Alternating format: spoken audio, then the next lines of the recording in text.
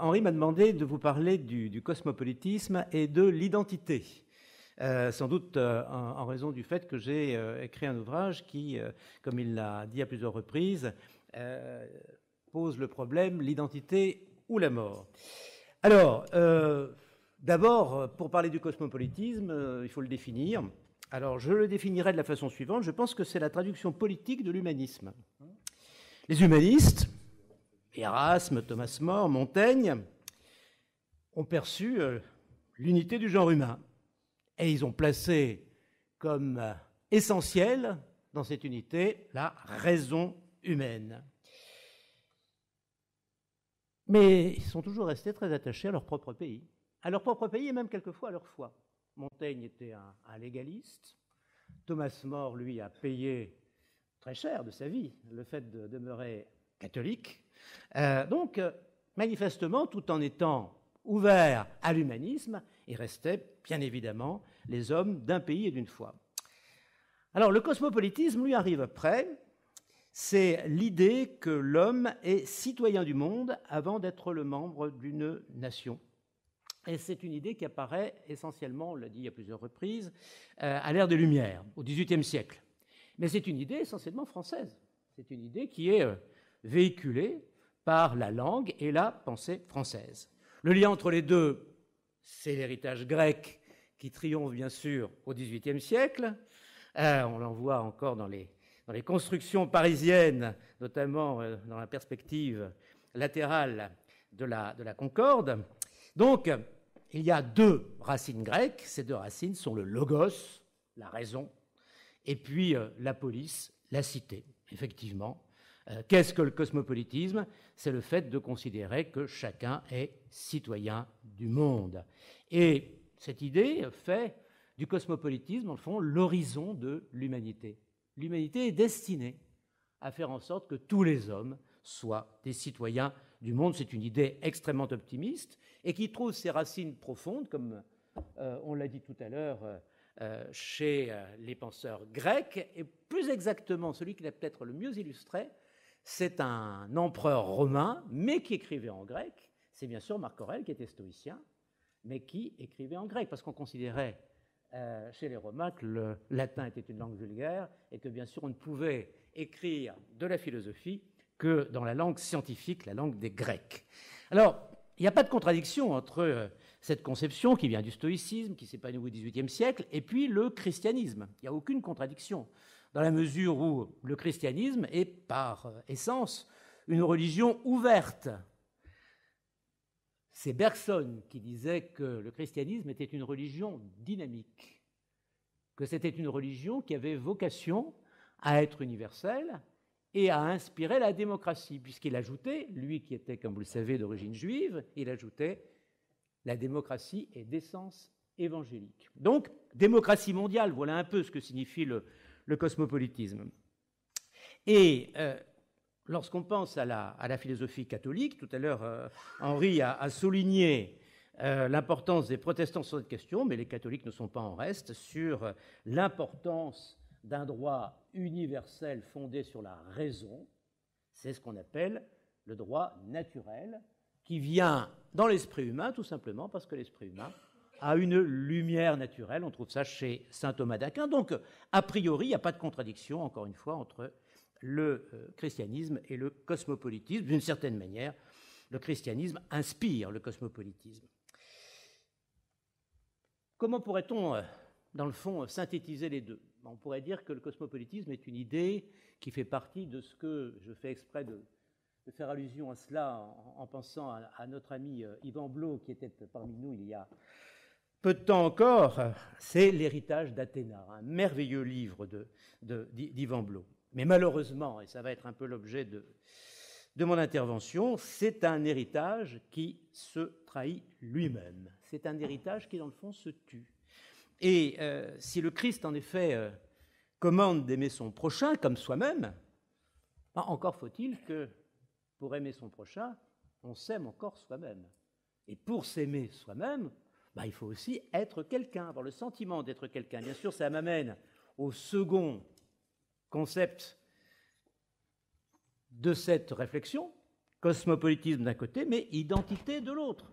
Si on s'interroge sur le rapport entre le cosmopolitisme et la notion d'identité, on doit d'abord souligner que l'identité, c'est la permanence du sujet. Vous savez, c'est Apollinaire qui disait les jours s'en vont, je demeure. Mais quand on dit le sujet, ce n'est pas seulement le sujet individuel, le sujet personnel, c'est aussi le sujet collectif.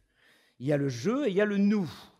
D'une certaine manière, il faut savoir dans quelle mesure le cosmopolitisme peut préserver, peut se marier avec cette idée de la conservation de l'identité, soit la mienne, soit celle qui me fait être celui que je suis en participant à une identité collective. Le citoyen du monde, lui, il entend justement affirmer que tous les hommes sont semblables. D'une certaine manière, au point de départ même de sa position, il gomme les différences, et donc il gomme les identités. Il est en contradiction avec cette revendication profonde d'être quelqu'un. Il y a un exemple d'ailleurs que j'ai tiré de l'histoire, mais qui est également géographiquement très proche de moi, puisque c'était le propriétaire du château de Belleuil, près de Tournai, en Belgique, c'était le prince de Ligne. Le prince de Ligne qui correspond exactement à l'époque du cosmopolitisme du XVIIIe siècle. C'est un homme qui, évidemment, comme tous les serviteurs de l'empereur d'Allemagne, de l'empereur d'Autriche en l'occurrence, qui est aussi l'empereur d'Allemagne, c'est quelqu'un qui parle français parce qu'à l'époque, tous les gens cultivés en Europe ne parlent que français. Malheureusement pour lui, après avoir gagné quelques batailles dans la guerre de 7 ans, le pauvre prince de Ligne s'affronte à la Révolution. Ben oui, parce que la Belgique connaît aussi la Révolution. Il est chassé de chez lui, et le malheureux ne retrouvera jamais son château de Belleuil. Il vivra un peu partout en Europe, à chaque fois bien sûr chassé par les armées de la République d'abord, puis par celles de l'Empire ensuite, et puis avec, vous savez, ce relativisme, cette espèce de fatalisme propre aux grands hommes de cette époque. Il dit simplement « J'aime mon état d'étranger partout ». J'aime mon état d'étranger partout. C'est assez intéressant parce que dans le fond, vous vous rendez compte que cet homme qui se disait « Je suis un homme partout », à finir par se dire « Je ne suis chez moi nulle part ». C'est un peu la tragédie du cosmopolitisme. Affirmer avec générosité qu'on est un homme comme tous les autres pour se retrouver complètement nu en se disant « Oui, mais alors, on n'est plus rien ». Alors pendant la vie de ce cher prince de Ligne, la Révolution s'était produite, et avec la Révolution, le déferlement de la France sur l'Europe. C'est une chose qu'il ne faut jamais oublier. On n'y pense pas souvent, ça, parce qu'on se dit quand même les Allemands nous ont envahis souvent. Oui, mais les Allemands ont aussi été envahis par les Français. Et on ne mesure jamais suffisamment l'importance considérable qu'a eu l'invasion napoléonienne sur l'Allemagne dans la pensée européenne et dans ce qu'il y avait de plus dangereux dans la pensée européenne. Alors, pourquoi est-ce que les Français ont envahi ? D'abord parce qu'ils pensaient qu'effectivement, leurs idées généreuses devaient se répandre sur le monde entier, que tous les humains devaient penser comme les Français. Et au début, on l'a rappelé tout à l'heure, les révolutionnaires français n'étaient pas du tout nationalistes, ou tout au moins ils ne l'étaient pas consciemment.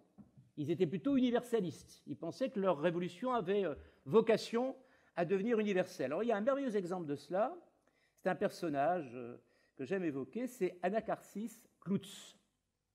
C'est Anacharsis Cloots. C'est un Allemand, c'est un noble allemand qui a été élu à la Convention. Pourquoi ? Parce qu'évidemment, on lui avait généreusement attribué la nationalité, si j'ose dire, ce n'était pas encore comme ça qu'on disait, mais enfin, il était français, quoi. Il me fait penser irrésistiblement à un personnage de notre époque, il est aussi sympathique que lui, c'est bien sûr Cohn-Bendit. Oui, donc, il a été guillotiné, lui.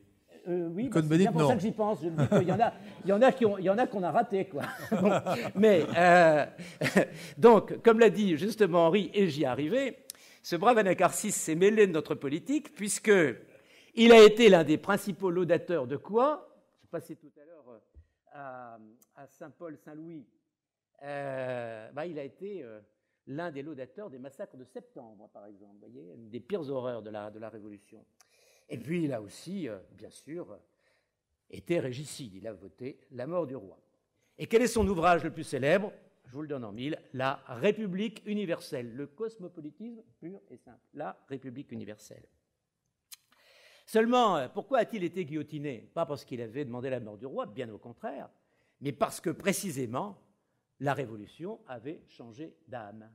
La Révolution, et là je vais m'inscrire complètement en faux une fois encore avec Henri, la Révolution n'était plus du tout libérale comme en 90-91, elle était devenue totalitaire, c'est-à-dire, et c'est là que je m'inscris en faux, c'est-à-dire complètement rousseauiste. Les disciples, je sais bien, oui. Mais je sais bien. Robespierre, en fait, son modèle, c'est pas Athènes, c'est pas justement la Grèce avec ses philosophes qui ont une vocation universelle, même s'ils étaient à peu près tous nationalistes d'ailleurs, Platon notamment. Mais bref, peu importe, c'est pas Athènes le modèle de Robespierre. Le modèle de Rousseau, c'est pas Athènes, c'est Sparte. Sparte, c'est-à-dire la société fermée par excellence, c'est-à-dire la société totalitaire, c'est-à-dire l'ennemi absolu de notre ami Karl Popper. Voilà. Ce qui va m'amener à une conclusion qui sera un petit peu plus au centre que tout ce que j'ai entendu jusqu'à présent. Mais enfin, bref, pendant cette révolution, donc, la France déferle et elle écrase les particularismes en Europe, mais elle écrase aussi les particularismes en France.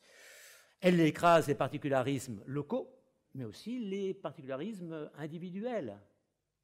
Chacun doit être comme chacun. Il y a un bon exemple de cela, c'est ce qui est arrivé au marquis de Saint-Janvier. Marquis de Saint-Janvier. Une anecdote célèbre. Oui. Ce brave marquis de Saint-Janvier se trouve devant le tribunal révolutionnaire, et donc on lui demande son identité. Son identité. Qui êtes-vous? Ben, je suis le marquis. Il n'y a plus de marquis. Il n'y a plus de deux. Saint, il n'y a plus de saint. Janvier. Il n'y a plus de janvier. Citoyen Nivose.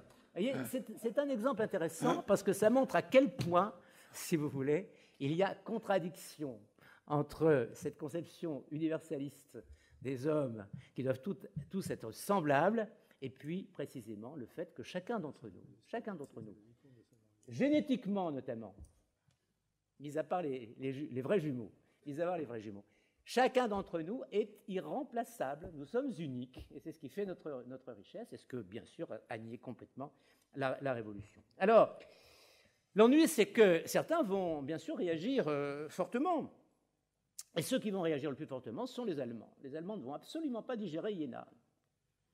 La défaite de Iéna pour les Prussiens, c'est vraiment la catastrophe de leur histoire, quoi.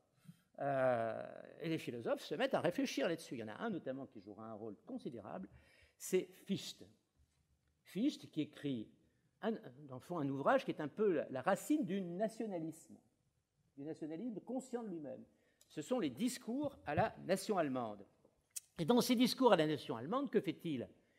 Eh bien, il affirme l'existence d'une identité nationale, la Deutschheit. Le fait qu'il y a quelque chose en Allemagne, l'allemannité, qui précisément refuse absolument ce qu'il y a dans la pensée française. La pensée française universaliste, dans le fond, elle n'est pas universaliste, elle est française. Elle se prétend universaliste.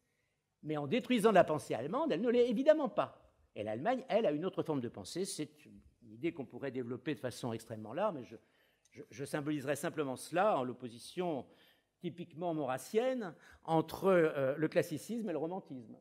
Les Français sont classiques, les Allemands sont romantiques. Alors, quelle est la différence? C'est que dans le fond, quand on regarde une pièce de Racine, elle parle du choc entre la raison et les passions. Elle est jouée en costume dont l'époque, en fait, a peu d'importance, dans la mesure où c'est intemporel. Ce combat-là, il existe à toute époque et pour tout homme. C'est une conception très universelle de l'humanité. Les Allemands, ce n'est pas du tout ça.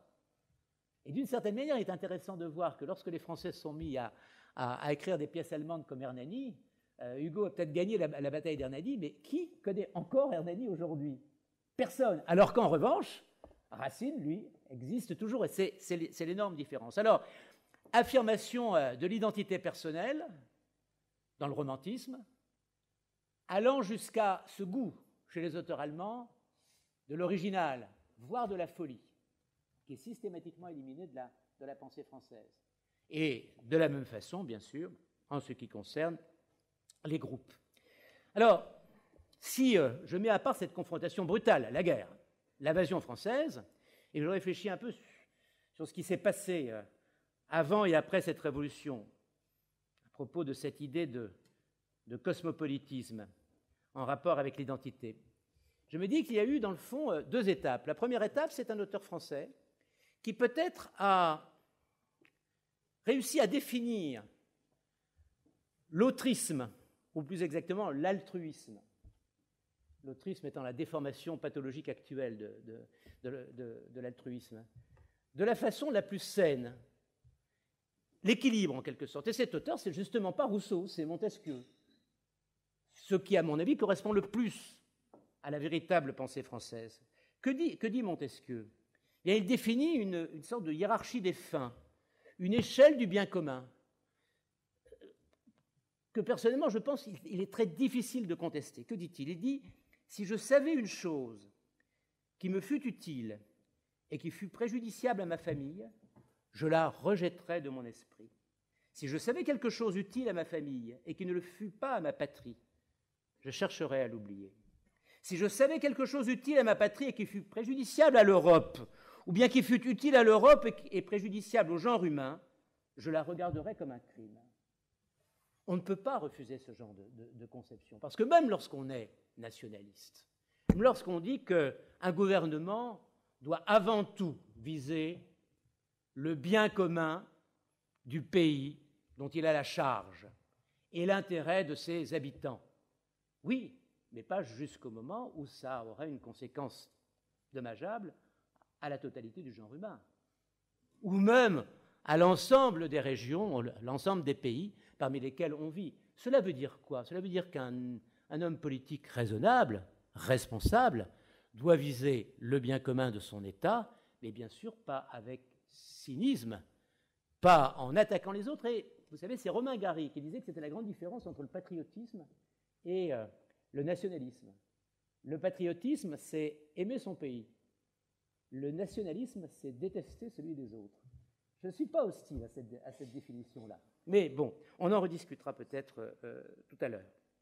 Alors, le deuxième auteur que je voulais citer, tout à l'heure, on a commencé à le faire, c'est un auteur effectivement que j'aime beaucoup, c'est Emmanuel Kant. Alors, Emmanuel Kant a écrit avant la Révolution. Il a écrit avant la Révolution un ouvrage que j'estime tout à fait prophétique et qui s'appelle donc « Idée d'une histoire universelle du point de vue cosmopolitique ». Il y a deux idées importantes dans cet ouvrage, deux idées. La première, c'est, je pense qu'Henri l'a dit tout à l'heure, c'est que l'histoire est vouée à réaliser l'unité du genre humain. Et il le dit même très précisément, un État cosmopolite universel arrivera un jour à s'établir. C'est la première idée. Je pense que ce n'est pas la plus importante. Je vais d'ailleurs essayer de montrer tout à l'heure que sa prédiction, en l'occurrence, est fausse. Mais la seconde idée est beaucoup plus intéressante. La seconde idée, c'est ce paradoxe étonnant qu'il développe et qu'il définit ainsi. L'insociable sociabilité des hommes. L'insociable sociabilité des hommes. Les hommes sont à la fois sociaux, sont des animaux sociaux, zoon politikon, comme disait Aristote. Nous ne pouvons pas vivre seuls. L'idée de l'homme seul, de l'homme sauvage à la Rousseau, c'est une idiotie. L'homme est foncièrement social, il est biologiquement social et ne peut vivre qu'avec les autres. Seulement sa vie avec les autres n'est pas facile, parce qu'il y a en lui aussi quelque chose qui refuse les autres. Il aime les autres quand il en a besoin, mais il les craint aussi. Quelquefois, il les envie aussi. Et donc, la société est toujours fondée sur ce mélange d'amour de l'autre, de jalousie de l'autre, de concurrence avec l'autre. Et Kant avait cette idée qui me paraît plus intéressante, qui consistait à dire, qu'est-ce que c'est qu'une démocratie ? Une démocratie, c'est un régime où finalement on arrive à un juste milieu. C'est-à-dire que personne ne peut écraser l'autre, mais tout le monde peut faire concurrence à l'autre. Et dans le fond, chacun est obligé de reconnaître la dignité de l'autre. juste milieu fragile, qui peut à chaque moment être contesté. Soyons clairs d'ailleurs en ce moment, ce qui se passe avec les Gilets jaunes, je pense que c'est M. Joly qui l'a dit et il a tout à fait raison, ça n'est pas du tout une histoire de tarifs des carburants, c'est une histoire de dignité. Le principal problème de M. Macron, c'est que chez lui, le mépris est structurel. Le mépris se voit. Et il y a beaucoup de gens qui n'acceptent pas le mépris. Et une démocratie, ça ne peut pas être fondé sur le mépris. C'est forcément fondé sur un respect mutuel. C'est la raison pour laquelle, bien sûr, il faut tendre vers cette espèce d'équilibre, non seulement à l'intérieur d'une société, mais aussi entre les sociétés. Et c'est là que Kant reprend son idée. Ce qui va se passer, c'est que la démocratie va s'installer partout. Il le croyait. Là-dessus, on peut penser qu'il se trompait un peu. Mais surtout, lorsqu'il y aura des démocraties partout, de la même façon que les hommes seront obligés de trouver un point d'équilibre entre eux, dans leur amour et dans leur détestation, eh bien, de la même façon, les États trouveront cet équilibre.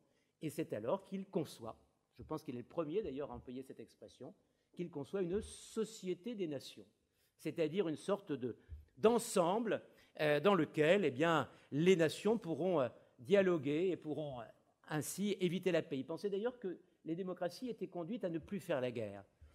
Sincèrement, je crois que c'est le rêve kantien, car c'est un rêve, qui a dominé toute l'histoire européenne et donc mondiale, d'une certaine manière, depuis la fin de la guerre 14, avec bien sûr à chaque fois des déconvenues extrêmement importantes, y compris très récemment, comme je vais le développer dans un instant. En fait, les faits n'ont pas cessé de démentir les prévisions kantiennes.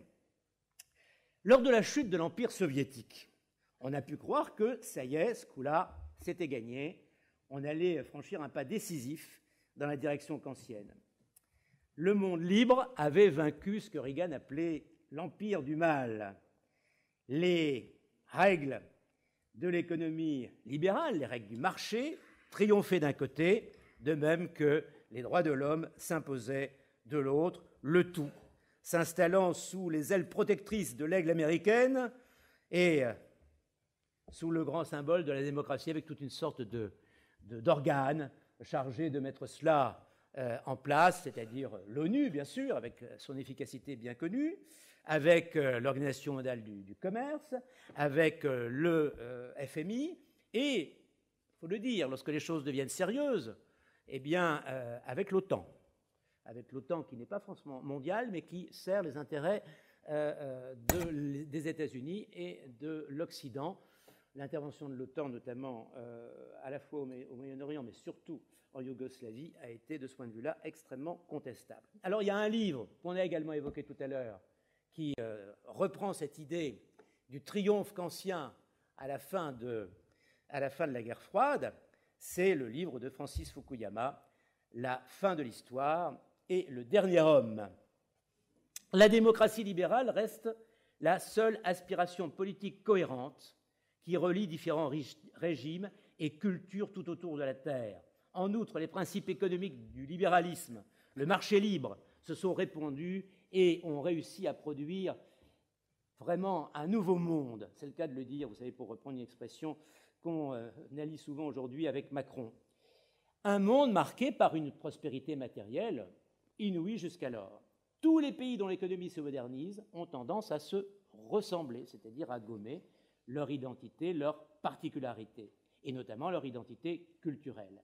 La croissance de la démocratie libérale est donc, d'une part, due au libéralisme économique et d'autre part au triomphe de la démocratie fondée sur l'état de droit. C'est le phénomène le plus remarquable, dit Fukuyama, depuis 100 ans.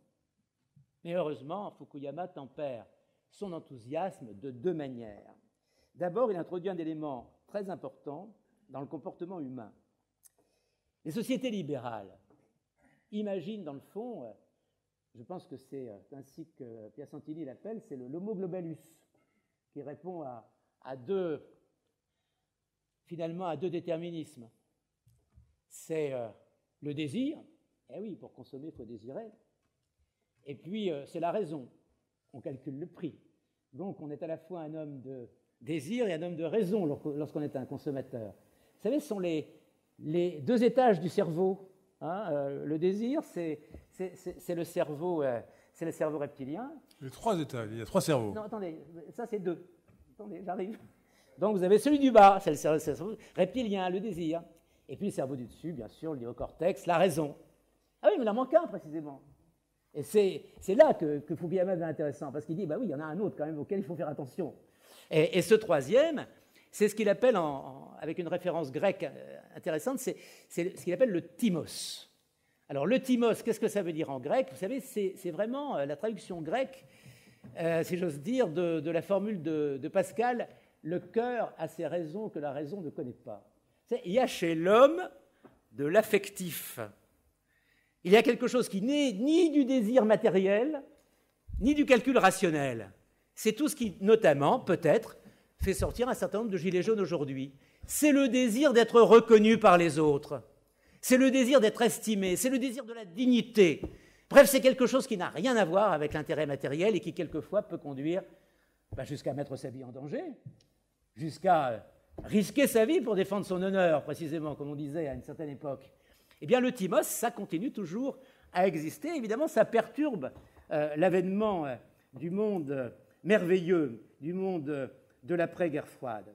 Et puis, il y a un deuxième élément. Ce deuxième élément, c'est le dernier homme.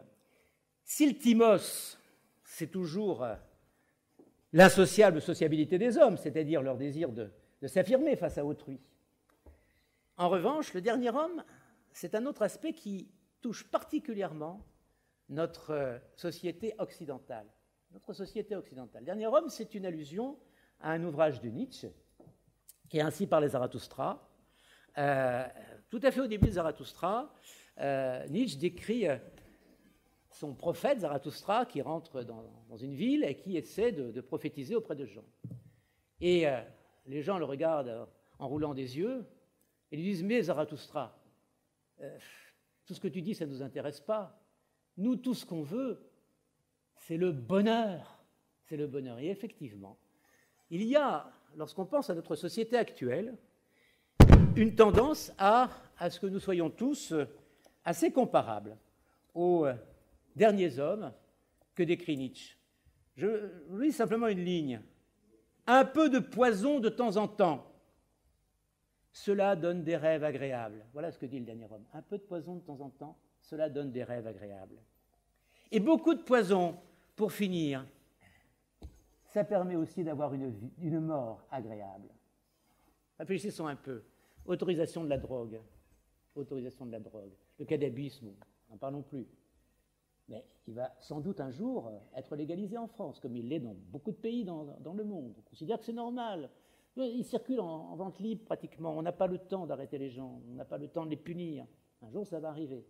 Et je lisais récemment une vidéo, je me demande si c'est vrai, d'un ancien repris de justice qui règle ses comptes en accusant un certain nombre de sommités politiques françaises et bien sûr un très grand nombre de personnages appartenant au monde de la vidéo, du cinéma, etc., en disant « mais ces gens-là, ils utilisent bien sûr la drogue en permanence. » La cocaïne. C'est la cocaïne en l'occurrence, bien sûr. Ils vivent là-dessus. Et ils citent des hommes politiques bien connus. Je ne vais pas les reciter moi parce que ce serait peut-être dangereux, mais enfin bon, par exemple, ils citent plusieurs présidents de la République pour être clair. Je dis bien plusieurs. Hein. Bon, bref.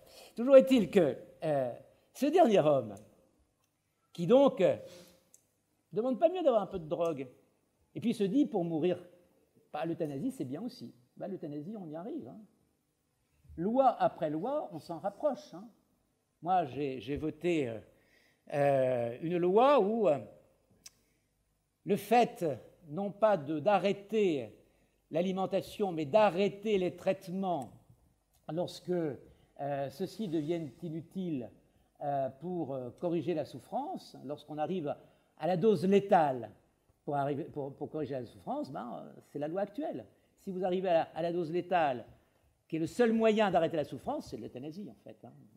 Nous y sommes, en fait. Hein. Le dernier homme, c'est l'homme démocratique, c'est le nôtre, doué de désir et de raison, manquant complètement de ce que Fukuyama appelle la mégalothymie, c'est-à-dire l'exercice très fort de la volonté d'être reconnu comme étant quelqu'un de digne. Le dernier homme, il est consumériste, il est relativiste, il postule l'égalité des modes de vie, et en même temps, il s'engouffre dans la consommation de masse, identique pour tous les hommes. Il est, vous savez, ce personnage assez bien décrit chez un sociologue américain qui s'appelle David Riesman, et qui avait résumé, dans le fond, la situation des Américains des années 50, c'est-à-dire les Français depuis un bon bout de temps. Il avait appelé ça la foule solitaire. La foule solitaire, c'est-à-dire une masse anonyme, une masse où l'identité réelle est complètement gommée. Et puis moi aussi, je vais m'adonner au globish. Vous avez tous, comme moi sans doute, été agacés, mais quand je dis agacés, c'est un euphémisme, par l'opération publicitaire de la semaine précédente, qui heureusement a été un peu gâchée par les Gilets jaunes, c'était le Black Friday. Quoi de plus écœurant que cette espèce vraiment de mécanisation de la publicité qui pousse la foule solitaire à se précipiter vers les magasins, et tout ça dans un pays comme le nôtre. Je disais tout à l'heure que le prince de Ligne parlait français, dans un pays comme le nôtre, où la langue n'est quand même pas négligeable, tout ça avec un mot d'ordre anglais. Dépossession totale de l'identité. Dans l'Europe vieillissante, le libéralisme et la responsabilité individuelle ont laissé place à l'État-providence. En plus du dernier homme, consumériste et relativiste, s'est installé dans notre pays le dernier homme assisté. L'État-providence, l'État qui fait tout, l'État qui, dans le fond, s'occupe du bonheur du dernier homme, qui répond à la question que le dernier homme pose à Zarathustra. Mais est-ce que tu nous promets le bonheur? Ben oui, l'État-providence, il dit « je vous promets le bonheur ». Et vous avez un extraordinaire texte qu'il faut vraiment savoir, ce texte. Pour moi, c'est un des textes les plus importants de la pensée française du XIXe siècle. C'est encore un auteur libéral, comme Montesquieu, c'est Tocqueville. Tocqueville avait curieusement, complètement imaginé le système de l'État-providence dans un passage de la démocratie en Amérique. Et il n'y va pas par quatre chemins. Il dit la démocratie, elle conduit à quoi? Elle conduit à une nouvelle forme de despotisme, en fait. Justement parce que dans une démocratie, il faut des citoyens. Il faut des citoyens qui soient conscients de leur dignité, qui sachent se battre pour leur dignité, collective ou individuelle. Bon, le dernier homme ne se bat pas pour sa dignité. Et donc, au bout de la démocratie, au bout de l'assistance, vous avez effectivement une société qui, l'air de rien, est devenue un despotisme doux. Alors il dit ça, Tocqueville. Je veux imaginer sous quel trait nouveau le despotisme pourrait se produire dans le monde. Il est absolu, détaillé, régulier, prévoyant et doux. Il ressemblerait à la puissance paternelle si, comme elle, il avait pour objet de préparer les hommes à l'âge viril. Pas de fessée, hein. Puissance paternelle, mais sans la fessée. Mais il ne cherche au contraire qu'à les fixer irrémédiablement dans l'enfance.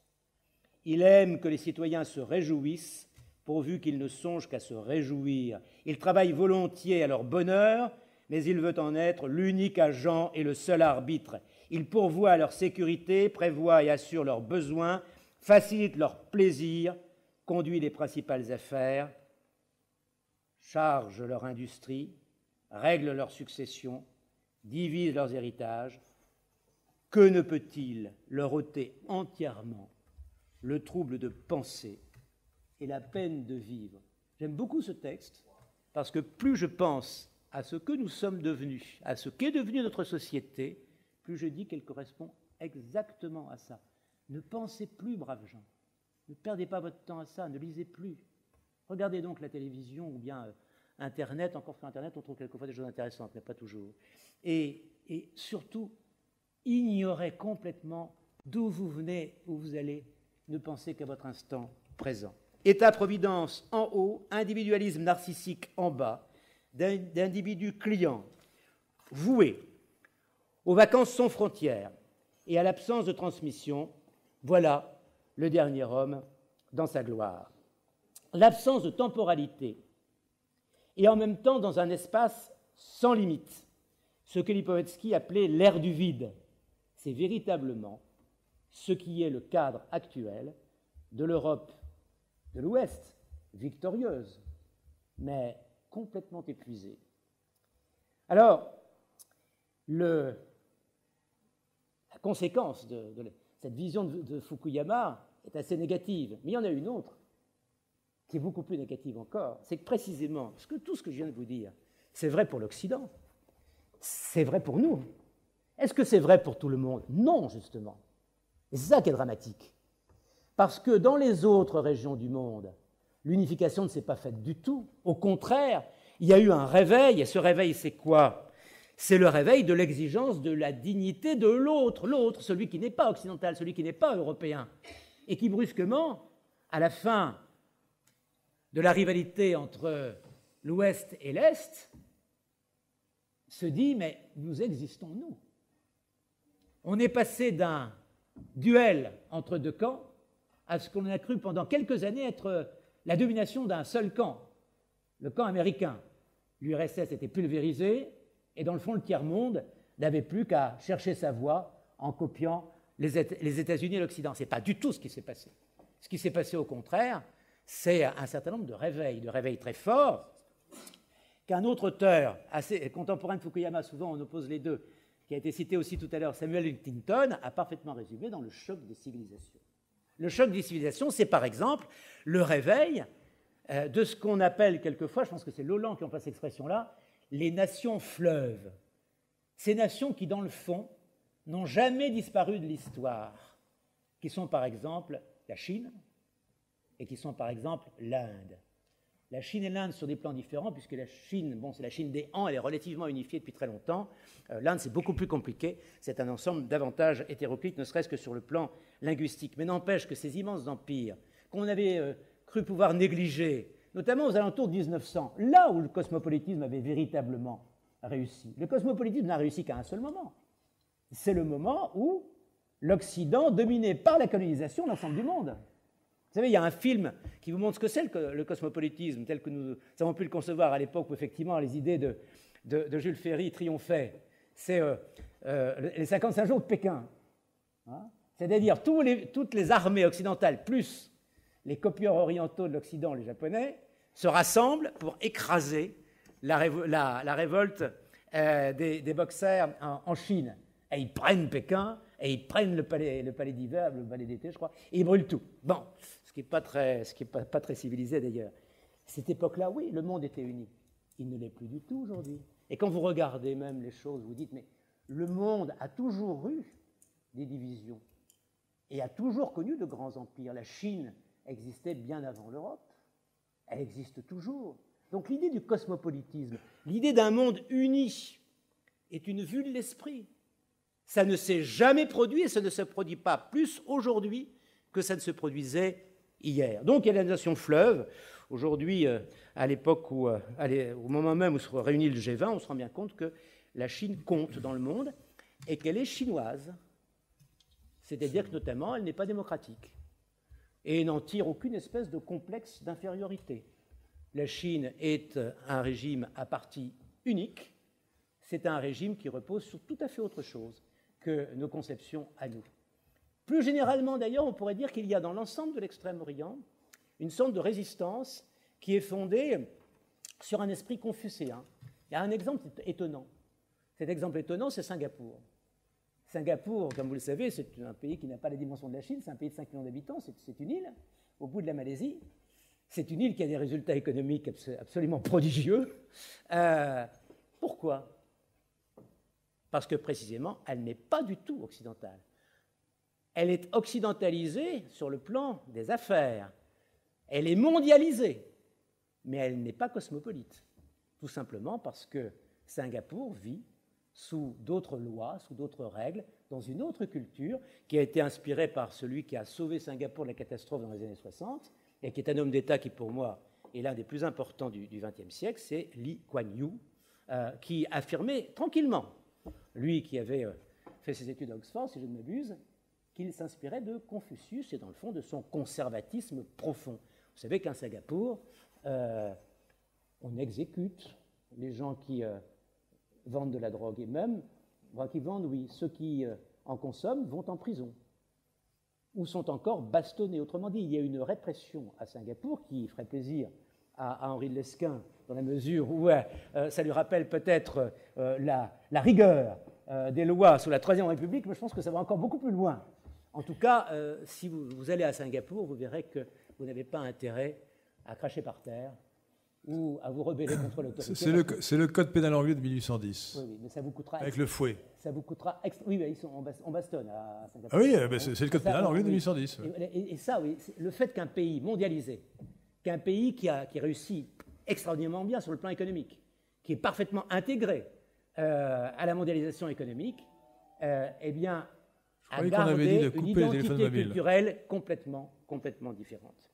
Alors, bien sûr, on pourrait citer d'autres exemples de résistance. Je citerai la Russie, par exemple. Je ne vais pas trop développer la Russie. La Russie est orthodoxe, eh oui. C'est-à-dire qu'elle est, pour être très précis, elle est césaropapiste. C'est-à-dire que dans l'orthodoxie, il n'y a jamais eu cette différence typiquement catholique entre le pouvoir spirituel et le pouvoir temporel, qui a facilité la démocratie. Chez les orthodoxes, il n'y a pas. Le pouvoir de l'empereur était aussi le pouvoir temporel et le pouvoir spirituel. Les Melkites, par exemple, en Syrie, sont les descendants de l'Empire byzantin et donc de cette domination. J'en arrive à l'essentiel, parce que je vois qu'on me montre les aiguilles d'une montre. J'en arrive à l'essentiel. Vous avez une résistance particulière qui mérite quand même qu'on s'y attarde. Cette résistance particulière, c'est bien sûr l'islam. Grande désillusion lorsqu'on a cru que l'islam allait lui aussi se rapprocher de notre système. On y a cru parce qu'on s'est dit, tiens, il y a eu les révolutions de l'Est européen, il y a eu le printemps dans les pays du bloc soviétique, eh bien il va y avoir la même chose dans les pays du bloc arabe. Évidemment, il n'y a pas eu du tout la même chose. Pourquoi il n'y a pas eu la même chose? Pour une raison très simple, c'est que ces pays n'ont absolument pas les mêmes références culturelles que les nôtres. Leur histoire, d'abord, leur donne une position différente. C'est que, je vous parlais du timos et de la réaction, la revendication de la dignité. Il est certain que les musulmans en général et les arabes en particulier ont un énorme problème de ce point de vue-là. Parce que l'islam est une religion conquérante et que c'est une religion humiliée par la colonisation et par tout ce qui s'est passé depuis. Alors je dis, ce n'est pas un jugement, c'est une simple constatation, notamment par le fait que chaque fois qu'ils ont fait une guerre, ils ont été écrasés. Si vous prenez les guerres, par exemple, des Arabes contre Israël, à chaque fois, ils ont été écrasés.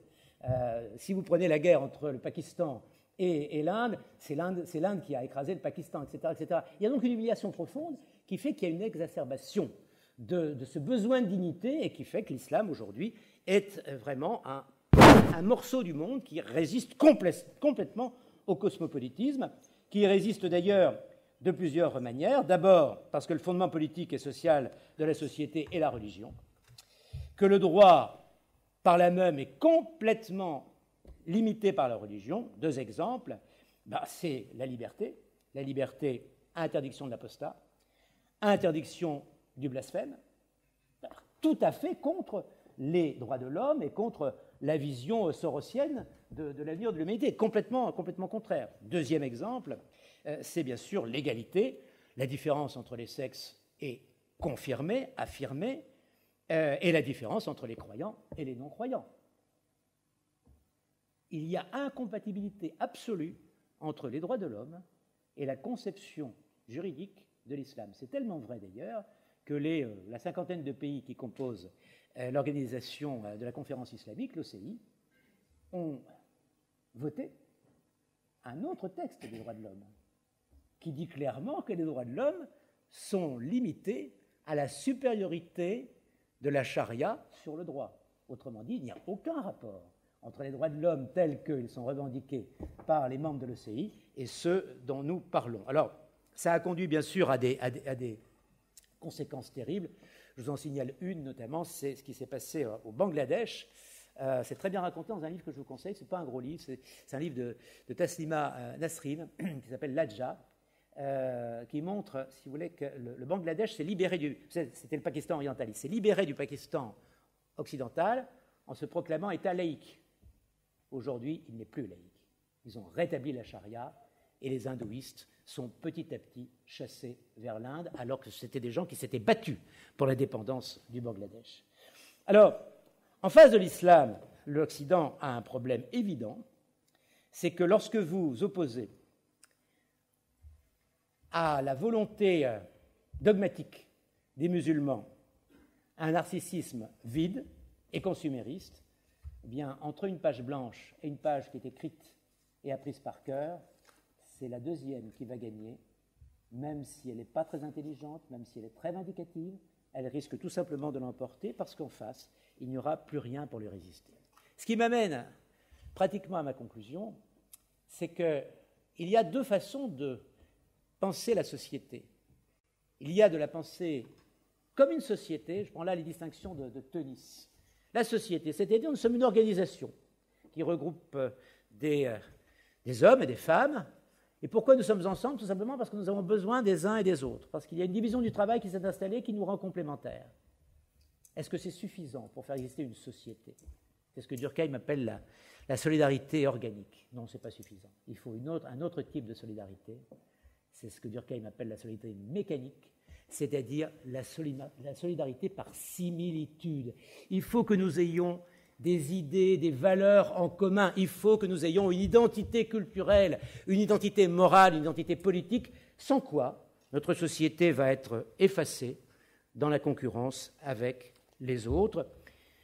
D'autant plus que chez nous, s'ajoute à cela, et on l'a souligné tout à l'heure, le fait qu'à force de revendiquer l'égalité absolue de tous les hommes sont égaux, tous les hommes sont semblables, on a fini par se dire qu'il fallait même aider ceux qui ne l'étaient pas devenus suffisamment assez vite.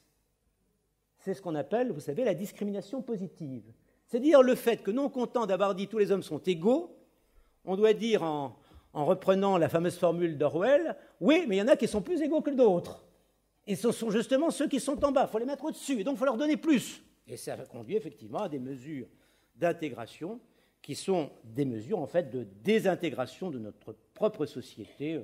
L'acceptation, on a parlé de l'aide médicale, on peut parler aussi de la tolérance vis-à-vis de la polygamie, on peut aussi, ce qui moi me choque profondément dans la mesure où j'ai été un député uniquement de la nation que j'ai représentée, quand je vois des gens, je pense à une sénatrice en particulier, qui a trois nationalités, et qui représente notre pays et ses électeurs. Moi, je trouve ça absolument scandaleux, absolument incroyable. Quel est l'intérêt, quel est le bien commun que cette femme poursuit? Est-ce que c'est celui de la Turquie, est-ce que c'est celui d'Israël, ou est-ce que c'est celui de la France? Pardon de vous interrompre sur ce point. Je vous en prie. Le pire, c'est Manuel Valls, Premier ministre de la France, on est bien d'accord. Binational franco-espagnol, qui va se présenter maintenant à la mairie de Barcelone. C'est incroyable.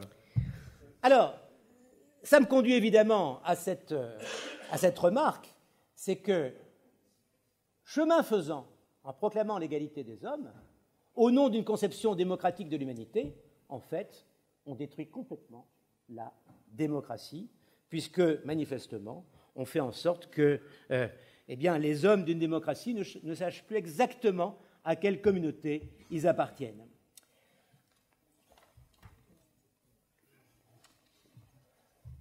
Je crois qu'il est temps pour moi de conclure. J'ai dit tout à l'heure que je considérais qu'il fallait trouver une sorte de juste équilibre. Je crois qu'effectivement, il faut que les nations soient ouvertes les unes par rapport aux autres.